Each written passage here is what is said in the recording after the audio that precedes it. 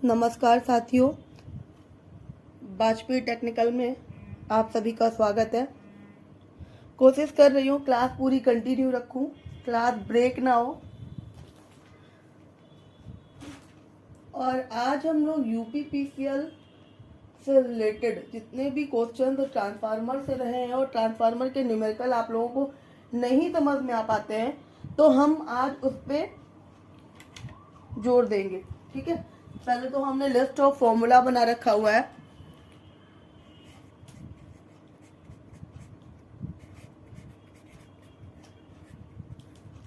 तो ट्रांसफार्मर का फॉर्मूला देखते हैं। पहला है EMF equation of transformer. EMF equation है E इक्वल टू 4.445 FN। ठीक है, वोल्ट। कहीं कहीं आपको लिखा मिलेगा यहाँ पर NP। NP मतलब हो जाएगा प्राइमरी टर्नों की संख्या, NS लिखा है तो सेकेंडरी टर्नों की संख्या। और ईएमएफ की यूनिट क्या होती है? वोल्ट में। जब भी हम विद्युत वाहक बल जो होता है, वोल्टेज जो होता है, उसका मात्रक क्या होता है? वोल्ट में।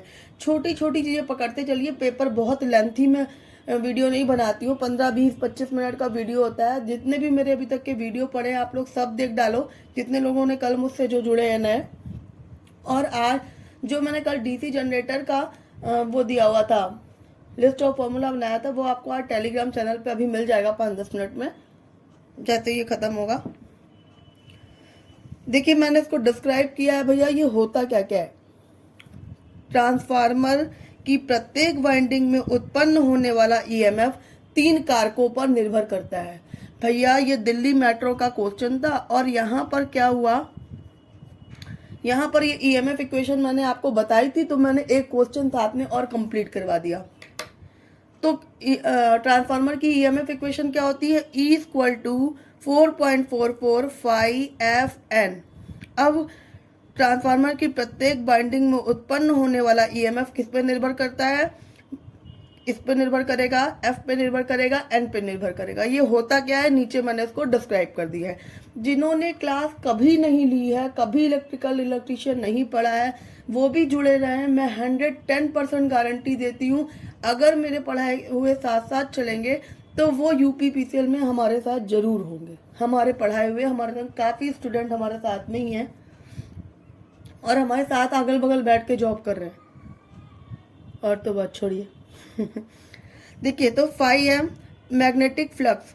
मैग्नेटिक फ्लक्स जो होता है वो अधिकतम फ्लक्स जो होता है वो ट्रांसफार्मर की कोर में पैदा हुआ अधिकतम फ्लक्स होता है, 5M पे निर्भर करता है। सप्लाई फ्रिक्वेंसी F पे निर्भर करता है। वाइंडिंग के टर्नों की संख्या N पे निर्भर करता है। तो ट्रांसफार्मर का ईएमएफ किस पे निर्भर करता है? 3 चीजों पे निर्भर करता है। ओके, आगे बढ़े। ये चीज समझ में आई? आगे बढ़ू उसको लेके। Transformer ratio. ट्रांसफार्मर रेशियो ये सेकंड फॉर्मूला है। पहला तो था ईएमएफ इक्वेशन ऑफ ट्रांसफार्मर, अब है transformer ratio. ES upon EP, NS upon NP, IP upon IS equal to K। K क्या है? Transformer ratio. तो K equal to transformer ratio. ES क्या है? सेकेंडरी में उत्पन्न विद्युत वाहक बल वोल्ट में। EP क्या है? EP है प्राइमरी में उत्पन्न ईएमएफ वोल्ट में। NS क्या है? सेकेंडरी टर्नों की संख्या। NP क्या है? प्राइमरी टर्नों की संख्या। IP क्या है? प्राइमरी करंट एम्पियर में। और IS क्या होता है? Secondary current. इसमें आपको एक चीज याद रखनी है, ES upon EP, NS upon NP, और ये उल्टा होता है। करंट जो होता है वो उल्टा होता है IP अपॉन IS। मतलब सेकेंडरी का वोल्टेज बटे प्राइमरी का वोल्टेज, सेकेंडरी के टर्नों की संख्या बटे प्राइमरी के टर्नों की संख्या, और प्राइमरी की करंट बटे सेकेंडरी की करंट। और E जो लिख के K लिख दिया वो हो गया ट्रांसफार्मर रेशियो। ठीक है, आगे बढ़ते हैं।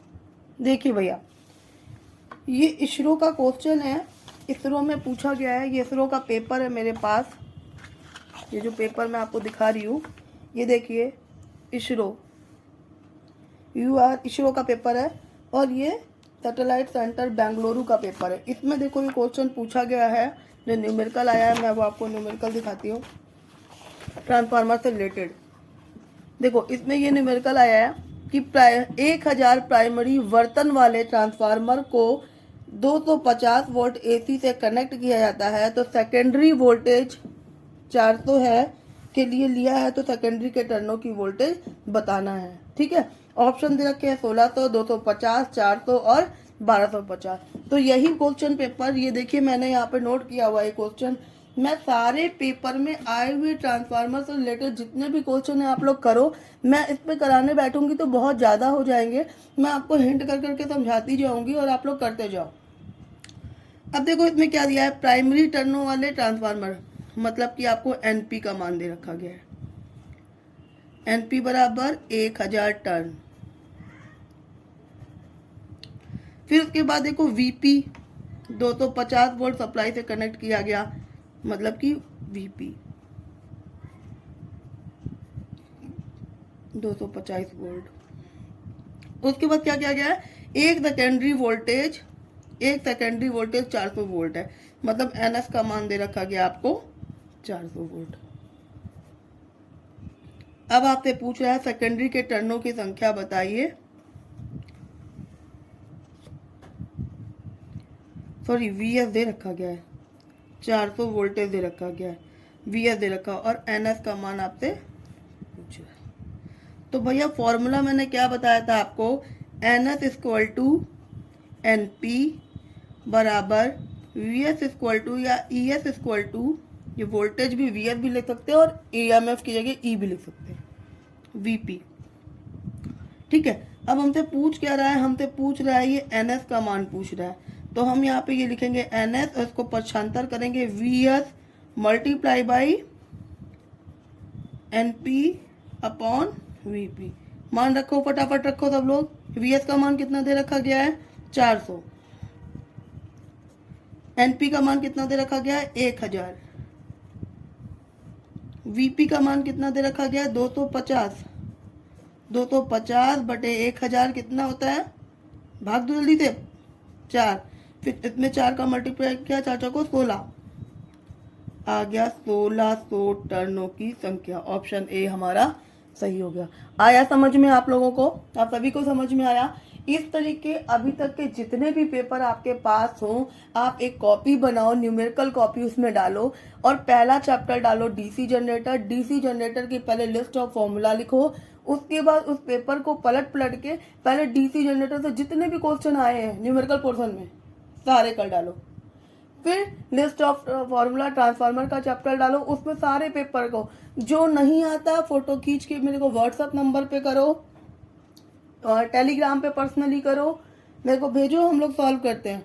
यहीं से स्कोर उठाना है, थ्योरी तो बहुत मजबूत कर लेते हैं लोग। अब देखिए नेक्स्ट है ट्रांसफार्मर लॉसेस। ट्रांसफार्मर लॉसेस कितने प्रकार के होते हैं, ट्रांसफार्मर लॉसेस भी भैया 2 प्रकार के होते हैं, आयरन लॉसेस, कॉपर लॉसेस। इनके नाम याद कर लो, ये नाम क्वेश्चन पेपर में आए। आयरन लॉस को नो लोड लॉस कहते हैं और कांस्टेंट लॉस भी कहते हैं, मतलब कि ये बिना लोड का लॉस है, बिना लोड होता है, लोड इस पे हो ना हो तो भी ये लॉसेस करेगा। इस पे ऑन लोड लॉस करेगा। इस पे अगर तुमने भार नहीं भी डाला है, लाइट चली भी गई है, तब भी इसमें से लॉसेस होते रहेंगे। नो लोड लॉसेस और कांस्टेंट लॉस होता है कि नियत रहता है। इस पे क्या होता है, कॉपर लॉस जो होते हैं वो ऑन लोड लॉसेस होते हैं। लोड जितना बढ़ेगा लॉसेस उतने बढ़ेंगे, लोड जितना कम होगा लॉसेस उतने कम होंगे, इसीलिए उसको बोलते हैं वेरिएबल, परिवर्तित रहता है। ठीक है, और ये कांस्टेंट नियत रहता है। ये दोनों नाम याद कर लेना कि ये पेपर से पूछे गए हैं, पेपर में पूछे जाते हैं। यहाँ पे आपका थ्योरी पोर्शन भी स्ट्रांग हो रहा है। अब आयरन लॉस जो होते हैं वो 2 होते हैं, कौन कौन से, एडी करंट लॉस और hysteresis loss. Eddy current loss का फॉर्मूला आपको लर्न करना है। ये फॉर्मूला ऐसे पूछा जाता है कि कौन किसके समानुपाती है, स्क्वायर में, व्युत्क्रमानुपाती है, मैंने कल भी डीसी जनरेटर में आपको समझाया था। और हिस्टेरेसिस वाला इस तरीके से। कॉपर लॉस, कॉपर का फॉर्मूला आपको पता ही है, कॉपर लॉस का I2R होता है, यहाँ पे I2P लिखा है, मतलब प्राइमरी की करंट, प्राइमरी का रेजिस्टेंस, प्लस सेकेंडरी की करंट, सेकेंडरी का रेजिस्टेंस। ठीक है, सेकेंडरी की करंट, सेकेंडरी का, और लॉस किस में निकालते हैं, पावर किस में का यूनिट क्या होता है, वॉट होता है। ठीक है, आगे बढ़ूं फटाफट, इसको जितने लोग भी है कॉपी बन जाए, लगे रहो भैया, कुछ भी दूर नहीं है, कुछ भी दूर नहीं है। अरे हम साथ हैं हर कदम पे, पढ़ाई से रिलेटेड जिसको भी ज़रूरत पड़ती है कभी भी दिन रात मुझे फ़ोन करो, मुझसे बात करो, पढ़ाई से रिलेटेड कुछ भी समस्या हो मुझसे कॉल करके आप बात कर सकते हो। देखिए ये जो क्वेश्चन मैंने बनाए हैं, ये जो क्वेश्चंस हैं ट्रांसफार्मर से रिलेटेड, जो ये क्वेश्चन चल रहे हैं ऊपर कि इस रो और किसमें पूछे गए हैं और यहीं से रिलेटेड है ट्रांसफार्मर लॉसेस से, तो मैंने एक जगह कलेक्ट कर दिए हैं। ये देखो मैं आपको दिखा भी देती हूँ। ये देखिए फिर इस रो का पेपर है और ये देखिए इसमें पूछा गया है ट्रांसफार्मर की मैक्सिमम इफिशियंसी हमें कब प्राप्त होती है, परिणाम मित्र की शक्ति दक्षता अधिकतम कब मिलती है। तो मैंने इस तरीके से इसको बना भी दिया है। ट्रांसफार्मर में मैक्सिमम इफिशियंसी हमें कब मिलती है, जब कॉपर और आयरन लॉस दोनों बराबर होते हैं। अगर कॉपर लॉस हो रहा है 100 हो रहा है तो आयरन लॉस भी 100 होगा, तभी हमको ये लॉसेस बराबर होते हैं, मतलब कि इसमें ज़्यादा सबसे ज़्यादा इफिशियंसी मिलती है। यही क्वेश्चन भैया, यही वाला क्वेश्चन ये एमपी के आईटीआई के पेपर में, ये देखिए एमपी का आईटीआई का पेपर है, इसमें देखिए ये एक ट्रांसफार्मर की दक्षता अधिकतम जब होगी, कब होगी, कॉपर लॉसेस हिस्टेरेसिस लॉस बराबर होंगे, हिस्टेरेसिस लॉस और एडी करंट लॉस बराबर होंगे, एडी करंट लॉस और कॉपर लॉस बराबर होंगे, कॉपर या आयरन। तो जब कॉपर या आयरन बराबर होंगे तभी हमको अधिक ट्रांसफार्मर की इफिशियंसी मिलेगी, अधिक हमको उसकी पावर मिल पाएगी। आउटपुट कि हम 100 बिजली दे रहे हैं इनपुट में और नेक्स्ट में हमको 97 98 मैक्सिमम मिल पाएगी। ठीक है। दूसरा देखो आयरन लॉस कहाँ होते हैं, मोस्ट इंपॉर्टेंट क्वेश्चन, बहुत एग्जाम में पूछा गया। यूपी पीसीएल में तो हर पेपर में पूछा जाता है। यूपी पीसीएल, आरवीएनएल की बात नहीं कर रही हूँ मैं। आयरन लॉस कहाँ होते हैं, आयरन लॉस कोर में होते हैं। कॉपर लॉस कहाँ होते हैं, कॉपर लॉस वाइंडिंग में होते हैं। ये छोटे छोटे क्वेश्चन है, इनको बहुत दिमाग से ध्यान से इनका प्रिंट निकाल लेना, वरना जब भी लोग प्रिंट नहीं निकलवा सकते, बहुत सारे ऐसे कॉल्स आते हैं जो वीआर नहीं कर पा रहे, वो जॉब कर रहे हैं, तो जब भी वीडियो देखे कॉपी पेन लेके देखे और नोट करते जाएं। बहुत ज़्यादा क्वेश्चन होते नहीं, 20-25 क्वेश्चन, वो भी मोस्ट इंपॉर्टेंट। फिर होता है आयरन लॉस, किससे चेक करते हैं, आयरन लॉस भैया ओपन सर्किट से चेक करते हैं। आयरन लॉसेस जो होते हैं वो ओपन सर्किट से चेक करते हैं और कॉपर लॉस जो होते हैं वो शॉर्ट सर्किट से चेक किए जाते हैं। Iron loss open circuit, copper loss short circuit. मैं चलो आपको दिखा देती हूँ। ये देखिए ये ओपन सर्किट है, मतलब कि यहाँ पर ये बंद नहीं है। यहाँ पर एक वॉट मीटर लगा दिया, इनपुट सप्लाई दी, वॉट मीटर लगाया, वोल्ट मीटर लगाया, एम्पियर मीटर लगाया और ये ट्रांसफार्मर की कोर है। इधर से आपको प्राइमरी टर्नों की संख्या है जहाँ पे इनपुट होता है और सेकेंडरी जो होता है जो उसको आउटपुट बोलते हैं। तो ये आउटपुट आपका खुला हुआ है, इसलिए हम इसको ओपन सर्किट से चेक करते हैं। आयरन लॉस जो होते हैं ओपन सर्किट से चेक किए जाते हैं। अब भैया शॉर्ट सर्किट क्या होता है, नीचे देखो शॉर्ट सर्किट क्या होता है। वॉट मीटर लगा हुआ है, वोल्ट मीटर, एम्पियर मीटर और यहाँ से आपको हाई वोल्टेज वाइंडिंग दे दी गई इनपुट में और यहाँ पे इसको सॉल्ट कर दिया गया। ठीक है, ये होता है शॉर्ट सर्किट। शॉर्ट सर्किट कौन सा हो गया, short circuit copper loss, open circuit iron. आ से आयरन, आ से ओपन, ऐसे कर लो याद करने के लिए, एक तरीका खुद ही ढूंढ लो। ठीक है, आगे बढ़ूं, समझ में आ रहा है ना साथियों। और मेरे जितने भी पुराने वीडियोस है ना, आप लोग सारे वीडियोस देख डालो। जो भी नए लोग अभी कल जुड़े हैं, काफ़ी सारे मैंने कल मेरे सब्सक्राइबर्स काफ़ी बढ़े हैं, तो जितने भी नए लोग मेरे से जुड़े हुए हैं वो सारे लोग सारे वीडियोस लेकर देख डालो। और उनको जितने बार भी देखोगे, हर बार क्वेश्चन मैंने खुद ही रिपीट किया कि बच्चों को खुद ही लर्न होता चला जाए, लर्न हो जाए। बहुत सारे वर्किंग होते हैं और ITI से टेक्निकल से सिलेक्शन पाना बहुत आसान है, बहुत आसान है। नॉन टेक में है लेकिन सिलेक्शन ITI से पाना बहुत आसान है। वहाँ तो बहुत तो हाईएस्ट कंपटीशन हो जाता है, नॉन टेक में तो पूरी भीड़ होती है। ट्रांसफार्मर का इफिशियंसी, पहले तो मैंने इसकी डेफिनेशन लिख दी क्योंकि एक में घुमा के पेपर में पूछी गई है। तो इसकी इफिशियंसी क्या होती है भैया, देखो किसी ट्रांसफार्मर के लिए आउटपुट पावर तथा इनपुट पावर के अनुपात को उसकी इफिशियंसी कहते हैं और इसे हम ईटा से डिनोट करते हैं। ठीक है, ईटा से डिनोट करते हैं। ईटा इक्वल टू होता है आउटपुट पावर बटे इनपुट पावर इंटू 100। नीचे फिर फॉर्मूला लिख दिया है, if eta equal to output power input power into 100 plus नीचे लॉस।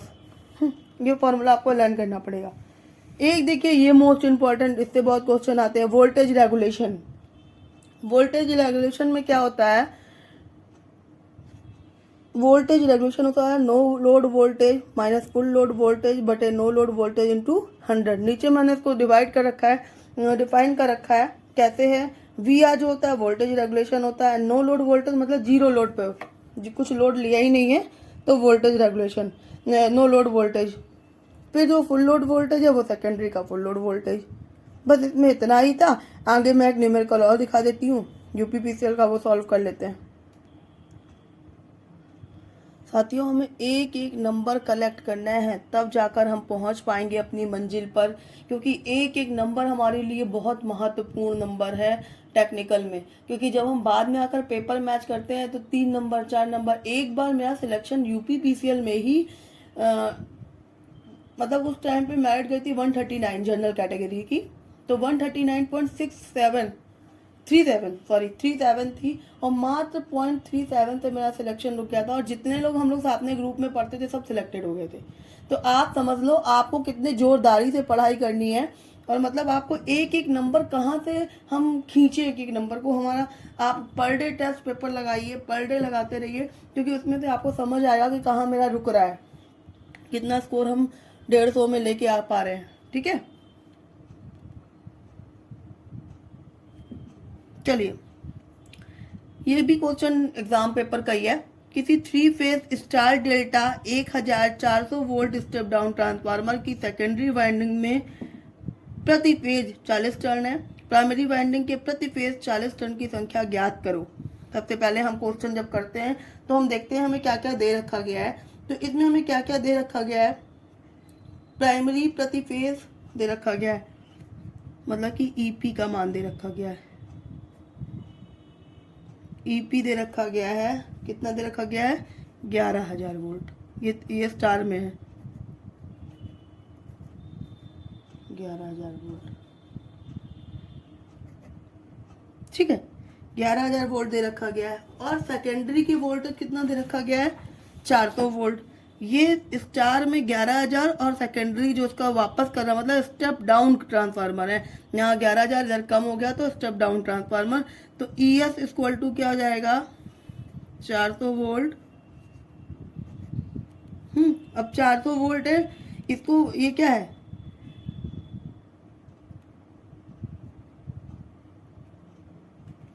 ये डेल्टा स्टार है, सॉरी ये डेल्टा स्टार ट्रांसफार्मर है। ईपी दे रखा गया है 11,000 डेल्टा में है, अगर ये डेल्टा में कनेक्शन होता है, कनेक्शन है, और ये वाला 400 वोल्ट ये कितने स्टार में है। जब भी कनेक्शन स्टार में होता है तो √3 का हम उससे भाग देते हैं। ठीक है, लिख लो, क्योंकि वाइंडिंग स्टार में है। पढ़ा है स्टार डेल्टा, नहीं पढ़ा तो पुराने वीडियो देखो, इसमें हम √3 का भाग देंगे। √3 का मान कितना होता है, 1.732। इसको हम निकालेंगे तो कितना आ जाएगा, 231 वोल्ट लगभग आएगा। एनएस दे रखा है 40, टर्नों की संख्या दे रखी है 40, आपको दिख रहा है, मैं तो मगन हो जाती हूँ बिल्कुल। एनएस हो गया 40। अब हमको फॉर्मूला लिख के देख लेते हैं कौन सा लगेगा। ES equal to EP upon NS equal to NP। यहाँ पे IP का कोई मतलब ही नहीं है। और हमसे पूछ रहा है प्राइमरी में प्रति फेज टर्नों की संख्या बताओ, तो इसको हम फिर कैलकुलेशन करेंगे। NS EP इक्वल टू, ठीक है, ES हो गया, फिर 40 ये टर्नों की संख्या 40, उसके बाद 11,000 वोल्ट बटे 231। जब इसको आप सॉल्व करोगे तो मैंने यहाँ पे ऑप्शन नहीं दिया, मैं आपको बता देती हूँ मोटा मोटी कि ऑप्शन आ जाएगा 1905 टर्न। ठीक है, आप इसको सॉल्व पूरा करके देख लेना। समझ गए कैसे क्वेश्चन आ रहे हैं। क्वेश्चन बहुत ज़्यादा टफ नहीं है, जब आपके पास फॉर्मूले हैं और किस फॉर्मूले को कहाँ पे अप्लाई करना है आपको ये पता है तो आप 110% आप कर लोगे। छोटे छोटे क्वेश्चनों को हम लोग को सबसे ज़्यादा क्वेश्चन वो मिलेंगे मैग्नेट में, मिलेंगे बैटरी में, मिलेंगे न्यूमेरिकल्स। तो सारे क्वेश्चन पेपर को एक तरफ से करो, उसको रट्टा मारना स्टार्ट करो, ठीक है, पूरी प्रॉपर तरीके से। चलिए आज के लिए बस इतना ही, कल फिर मिलते हैं। आज क्लास कंटिन्यू करने के लिए मैंने कई सारे लोगों का वो आया मेरे पास मैसेज, इसीलिए मैंने आज क्लास को कंटिन्यू करा। और प्लीज़ मैं कोशिश करूँगी ये क्लास अब ब्रेक ना हो, लगातार लगी रहे। और ये आप लोग सुन लीजिए, आप लोग जितने भी वीडियोस पढ़े भैया एक एक करके देख डालो, सारे लोग एक एक पुराने वीडियो देख लो, और ज़्यादा से ज़्यादा अपने दोस्तों को, साथियों को, सबको चैनल शेयर करते जाओ, सब्सक्राइब करो, ठीक है। चलो फिर मिलते हैं, ओके।